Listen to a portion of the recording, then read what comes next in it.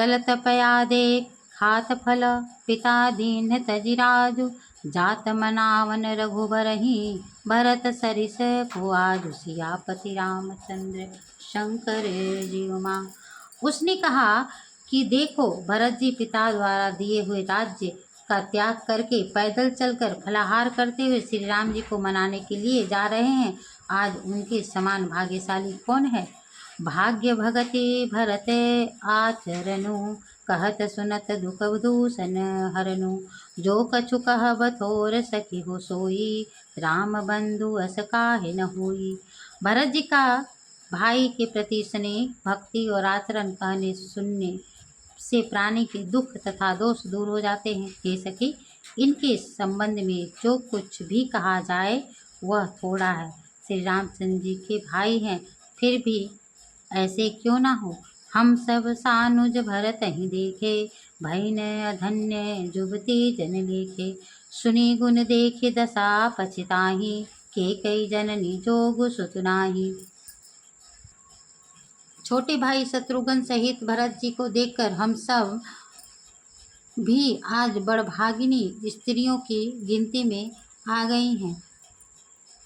इस प्रकार भरत जी के गुण सुनकर और उनकी दशा देखकर स्त्रियां पश्चाताप करती हैं और कहती हैं, यह पुत्र कैकेयी जैसी माता के योग्य नहीं है।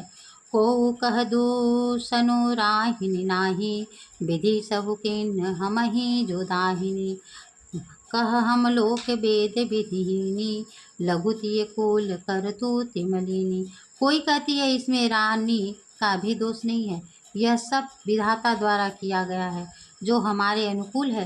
कहा है तो हम लोक और वेद दोनों की विधि से हीन, कुल और करतूत दोनों से मलिन तुच्छ स्त्रियां।